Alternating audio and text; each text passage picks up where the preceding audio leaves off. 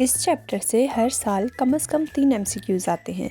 अगर आपने ये वीडियो मिस कर दी तो समझे आपने 3 मार्क्स खो दिए।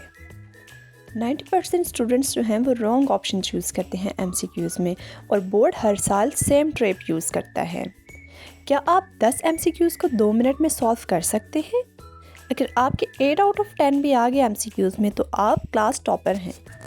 हम देख लेते हैं चैप्टर 2 के एमसीक्यूज जो है solving a biological problem. So first one आ जाता है कि which is the first step of biological method. Biological method का पहला स्टेप क्या है? हाइपोथेसिस है, एक्सपेरिमेंट है, ऑब्जर्वेशन है या फिर डिडक्शन। सो ऑब्जर्वेशन जो है वो सबसे पहला स्टेप आ जाता है आपके पास। नेक्स्ट एमसीक्यूज है what is the correct experiment to know that plasmodium destroys red blood cells. कि कौन सा ऐसा एक्सपेरिमेंट है जिसको हम परफॉर्म करते हैं। ठीक है, सो इसमें आ जाता है examine the blood of some healthy and also some infected persons. जब इन दोनों के ब्लड को एग्जामिन करेंगे और उनको आपस में कंपेयर करेंगे तो तब हमें पता चलेगा कि प्लाज्मोडियम जो है वो डिस्ट्रॉय कर रहा है रेड ब्लड सेल्स को। नेक्स्ट आ जाता है आपके पास What is the best way to analyze the data collected from experiment। तो इसमें हमने क्या कहा था कि हम स्टैटिस्टिकल टूल्स को यूज़ करते हैं। सो इसका ऑप्शन क्या है? एप्लीकेशन ऑफ स्टैटिस्टिकल फार्मूला, जो कि रेशियो एंड प्रोपोर्शन आ जाता है आपके पास। ठीक है, नेक्स्ट आ गया people who slept near smoky fire had less chance to suffer from malaria, why.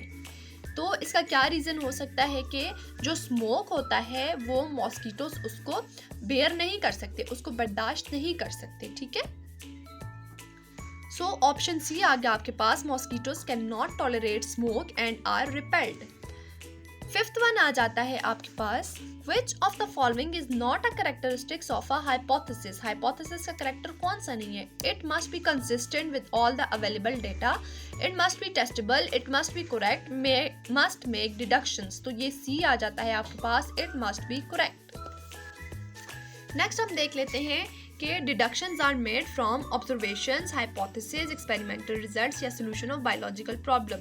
तो डिडक्शन हाइपोथेसिस से ली जाती है। ठीक है, नेक्स्ट हम देख लेते हैं कि which of the following is true about the statement of hypothesis. Logical, possible answer, based upon observation या all of them. So option B आ जाता है आपके पास पॉसिबल आंसर, कि हाइपोथेसिस जो है वो पॉसिबल आंसर हो सकता है। नेक्स्ट एट्थ आपके पास आ जाता है the actual answer to scientific problem is observation, hypothesis, data या फिर कंक्लूजन।